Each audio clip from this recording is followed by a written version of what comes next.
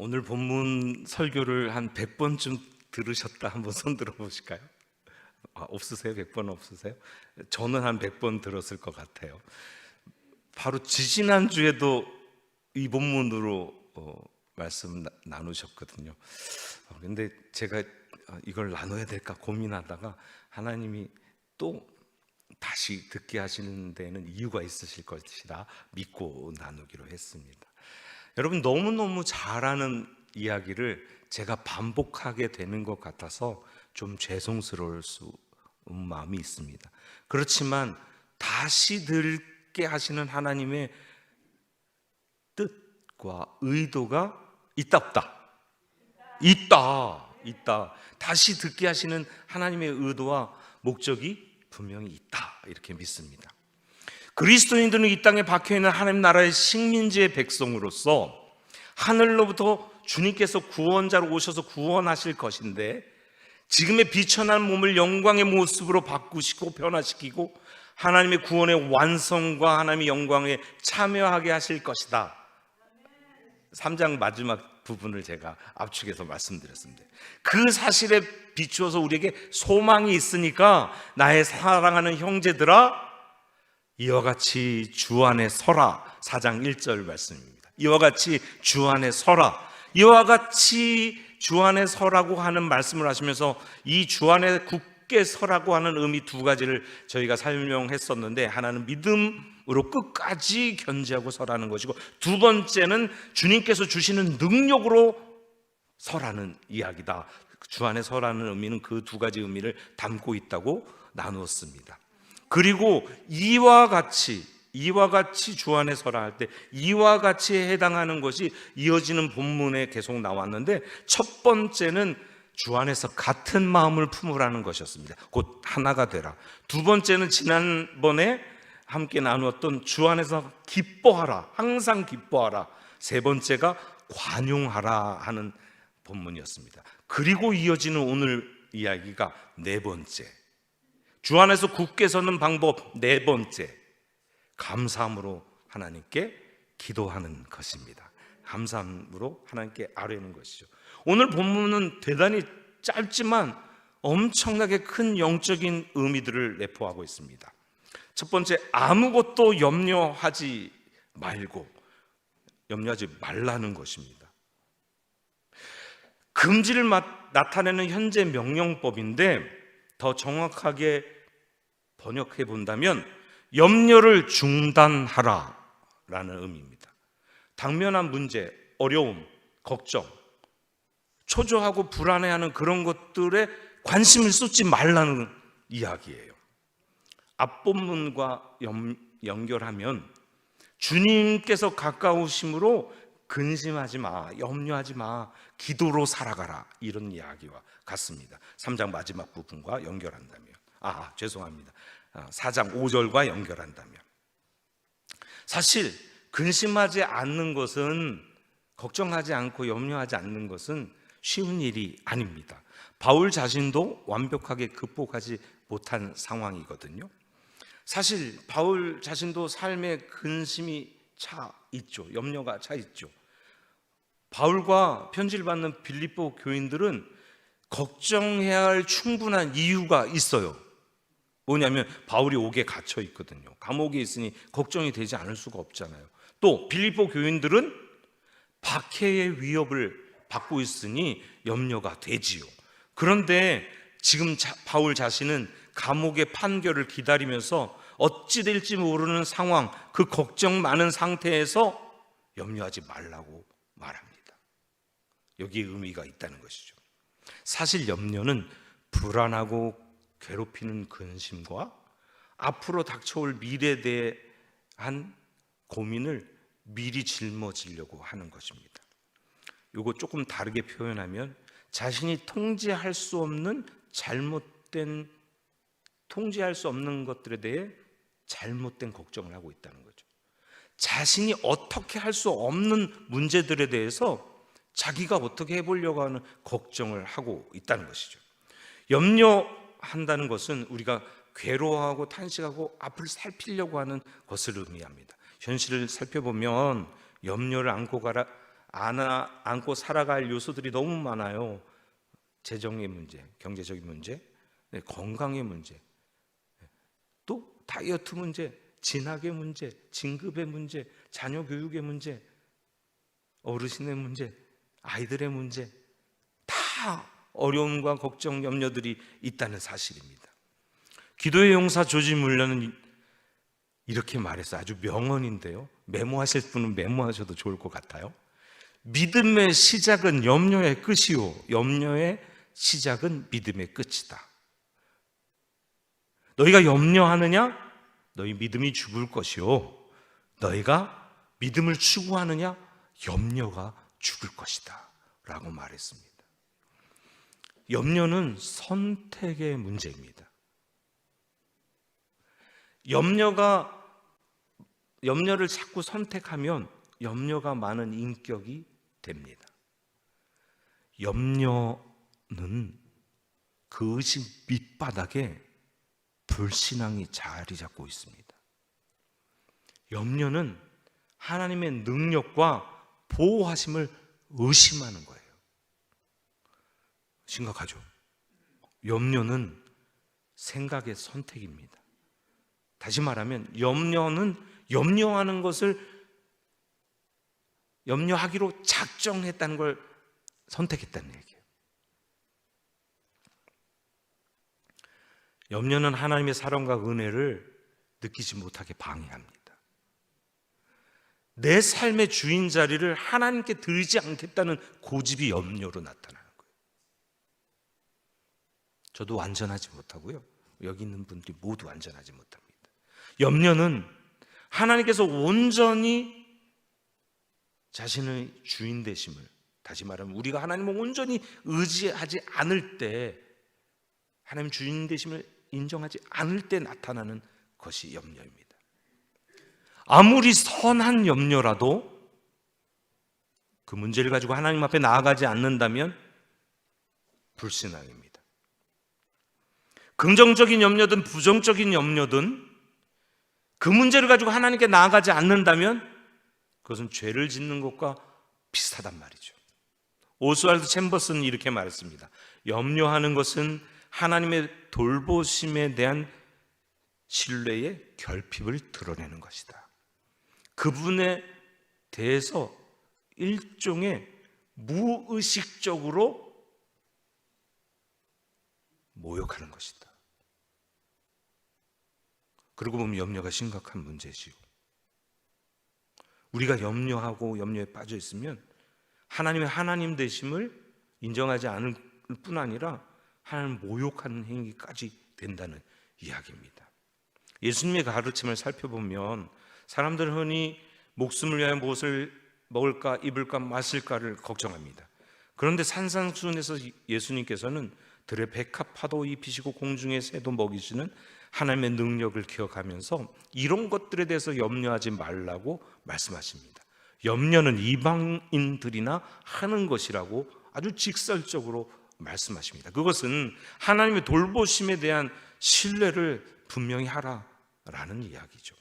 그러므로 우리가 염려가 찾아올 때는 하나님에 대한 절대적인 신뢰를 회복할 필요가 있습니다. 염려하지 않는 첫 번째 비결이 무엇일까요?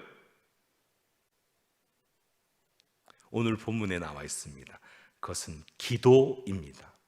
염려의 해결책은 기도와 간구입니다. 우리는 염려하지 않고 하나님께 그걸 자꾸 아뢰고 여쭙고 말씀드리면 되는 거죠.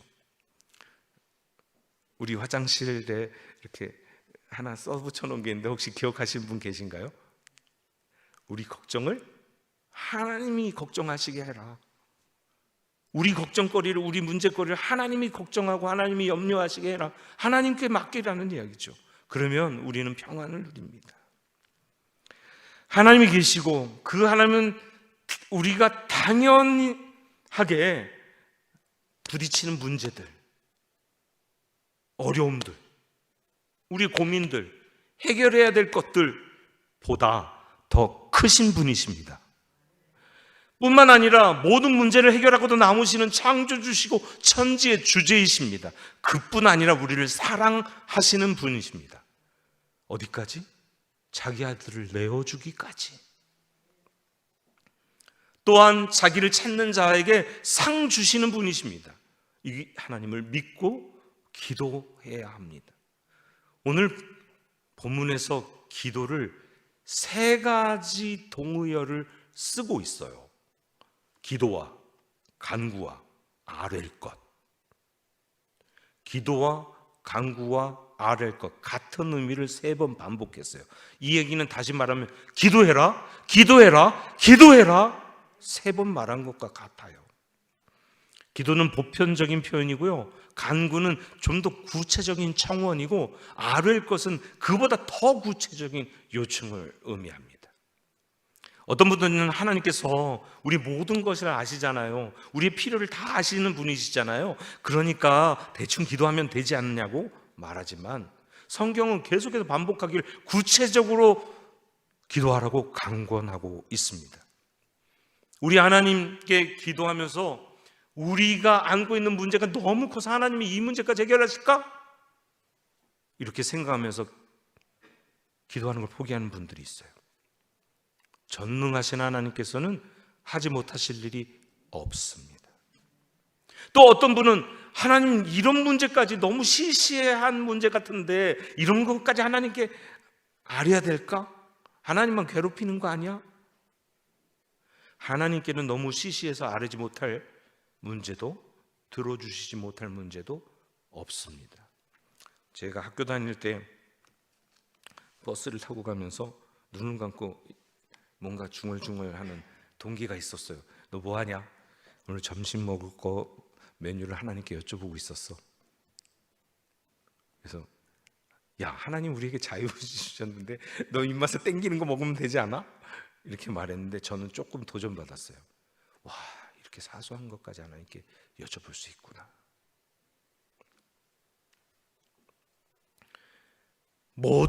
우리의 모든 문제들, 우리를 불안하게 하고 어렵게 하고 걱정하는 문제들, 아주 작은 시시한 문제와 너무너무 커서 우리가 어떻게 할 수 없는 그런 문제까지 구체적으로 하나님께 아뢰시기를 축복합니다. 아무것에서 근심하지 않으려면 모든 문제에 대해서 하나님께 기도하는 태도로 살아가야 하는 것이죠. 기도는 우주의 최고의 존재와 대화하는 것이고, 직접적으로 간청하는 것이고, 내가 닥치고 있는 문제의 정보를 아뢰는 것이니까요. 염려는 하나님을 온전히 신뢰하지 못하기 때문에 생기는 것이라고 좀 전에 설명드렸잖아요. 염려가 하나님을 온전하게 신뢰하지 못하는 것에서 생기는 것이라면, 기도는 하나님께 대한 신뢰의 표현이에요. 하나님께 간절히 부르짖는다는 것은 하나님만 도우실 수 있다고 하나님께 매달리는 것이에요. 아멘. 그러니까 그만큼 하나님을 신뢰한다는 증거지요. 그런데 오늘 바울은 단순히 기도하라고 말하지 않고, 모든 일에 기도와 간구를 하라로 끝내지 않고, 그렇게 할 수도 있는데 감사함으로 하나님께 아뢰라고 덧붙이고 있습니다. 감사하는 마음으로 기도하는 것이 그만큼 중요하다고 말해주는 것이죠. 이 문장의 강조점은 기도하는 것이 아니라 감사함으로 기도해야 한다는 데 있습니다. 쉽지 않죠. 모든 사람들은 문제 닥칠 때 감사하지 못해요. 걱정하고 고난과 근심, 걱정에 휩싸였는데 감사가 튀어나오기 힘들잖아요. 저부터 그렇거든요. 그런데 바울은 그 상황에서 감사함으로 하라고 말하고 있는 것입니다. 하나님께 감사한다는 것은 하나님의 하나님 되심, 하나님의 사랑에 대해서 감사하는 것입니다. 쉽지 않은데 방법이 있어요. 무엇이냐면 되돌아보는 것이에요. 지금까지 하나님께서 나를 어떻게 인도하셨는지, 하나님께서 어떤 은혜를 나에게 주셨는지를 되돌아보는 것이죠. 하나님께서 과거에 나를 어떻게 인도하시고 축복하셨는지를 되돌아보면 감사하게 됩니다. 그래서 영어로 땡큐 할 때 땡크는 생각하다고 하는 think에서 나왔대요. 시작이 생각해보면 하나님께 감사하게 된다는 것이죠. 우리는 가끔 하나님의 사랑을 되돌아보면 그 하나님의 사랑에 대해서 인식하게 되고 감사하게 됩니다. 그러면 나의 구체적인 청원을 들어주신 분이시기 때문에 벌써 이전에도, 그렇기 때문에 앞으로도 들어주실 것을 확신하고 인도하실 것을 확신하고 지금의 불안과 걱정을 내려놓고 감사할 수 있게 된다는 이야기입니다.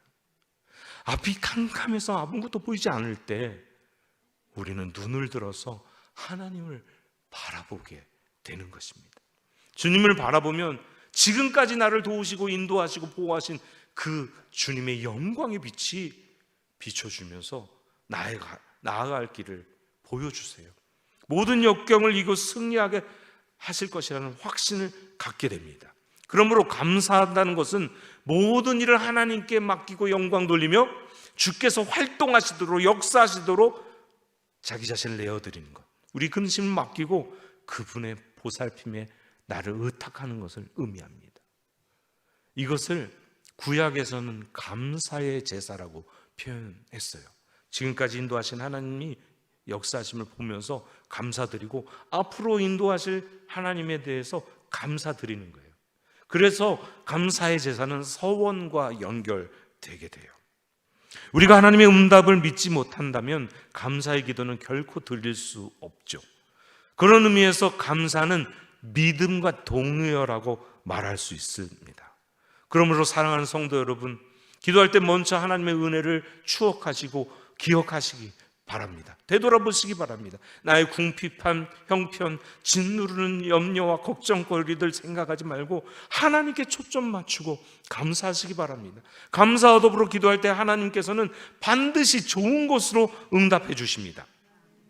받을 손이 준비되어 있는 자에게 선물을 주듯이 감사한 마음을 가진 성도에게 최상의 것으로 응답해 주실 것이기 때문입니다. 그러면 4장 7절에 모든 지각에 뛰어난 하나님의 평강이 우리 마음과 생각을 지키신다고 말씀해요. 여기 모든 지각에 뛰어난 이 표현은 하나님의 평강이 인간이 만들어낸 것과는 전혀 다르다는 거예요. 인간의 이해를 초월하다는 의미이고 인간의 계획보다 더 좋은 결과를 가져오고 인간의 어떤 활동보다 월등하고 효과적이라는 사실을 의미하고 있어요. 하나님의 평강은 사람의 것과는 비교할 수 없다는 얘기죠. 이것은 염려하지 않고 기도와 감사로 하나님께 아뢰을 때 주시는 하나님의 선물입니다. 세상의 평화와는 확연히 다르고 구별됩니다. 세상의 평화는 일시적이고 표면적이고 조건이 만족해야 하지만 하나님의 평강은 영원하고 본질적이고 완전하기 때문입니다. 우리의 상황과 형편, 우리의 어떤 처지와 전혀 상관없이 하나님 주신 평강을 누릴 수 있다는 얘기죠. 평강을 주시는 것은 실제적인 기도의 응답보다 더 근본적인 문제 해결입니다. 한번 따라해 보실까요? 평강을 주시는 것은 실제적인 기도의 응답보다 더 근본적인 문제 해결이다. 우리가 염려 대신 우리의 필요를 하나님께 구하면 하나님 평강을 주신다는 간단한 이야기인데 잘 생각해 보십시오. 예수님께서 기도의 응답에 대해서 여러 번 이야기하셨어요. 특별히 대표적인 게 마태복음 7장 7절 8절입니다. 구하라 그리하면 너에게, 담대하게 이야기하셔도 됩니다. 구하라 그러면 너에게, 찾으라 그리하면, 두드리라 그리하면 너에게, 구하는 이마다 받을 것이요 찾는 이는 찾아낼 것이요 두드리는 이에게는 열릴 것이니라. 확실한 주님의 약속이 있습니다. 우리 다 알지요. 아까도 언급했던 고아들의 아버지라 불리는 조지 물러는 평생 5만 번 기도 응답을 받았대요. 500번, 5000번이 아니라 5만 번. 그분의 일생을 5만을 나누면 하루에 3번 이상씩 기도 응답을 받았다는 숫자가 나옵니다. 그는 심지어 고아들을 모아서 2차 세계대전 당시에 고아원을 운영하고 있었는데 고아들이 먹을 것이 없는데 기도해서 응답받는 일을 수없이 경험했어요. 한 얘가 먹을 것이 하나도 없어서 떨어졌는데 아침을 먹어야 되는데 그 집사로 일하는 분이 다 떨어졌습니다. 그러니까 기도하자고 그렇게 하고 애들 다 식당으로 모여라. 그리고 테이블에 접시와 나이프와 포크를 준비하라고. 그리고 식기도를 했대요. 아무것도 없는데. 근데 갑자기 식당 문이 열리면서 부패가 온 거예요. 아무도 몰랐는데 전쟁에서 폭격이 있을 것이 예상이 돼서 호텔에서 경제인들이 모여서 조찬 모임을 하기로 했던 것이 취소되면서 아무도 안 오니까 먹을 것이 그대로 남아버리니까 이거 어떡하지? 그러니까 조지물리한테 갖다 주면 돼 해가지고 왔대요. 기도하면서 하나님 응답받는 조지물러 같은 우리 교회 성도들 한 분 한 분 되시기를 축복합니다. 여러분도 분명한 믿음을 가지고 기도하면 하나님의 응답하시는 그 사랑을 체험할 수 있습니다. 그렇게 되시기를 축복합니다. 그런데 오늘 본문에서 바울은 우리가 기도하면 하나님이 응답해 주실 것이라는 일반적인 얘기를 하지 않습니다. 도리어 우리가 기도하면 하나님 평강이 우리 마음과 생각을 지키실 거라고 말하고 있습니다. 보통 성도들은 현재 내가 가지고 있는 문제가 해결되면 내 마음의 염려가 사라지고 안식이 찾아올 것이라고 생각합니다. 그래서 기도할 때 문제 자체 해결에 초점을 맞추고 기도하죠. 그죠?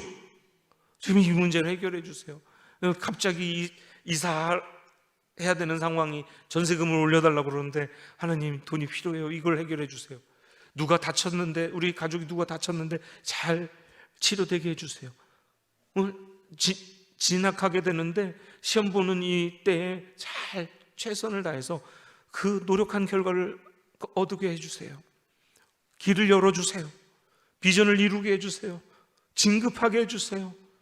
기타 등등 우리가 당면한 문제를 기도하는 게 사실입니다.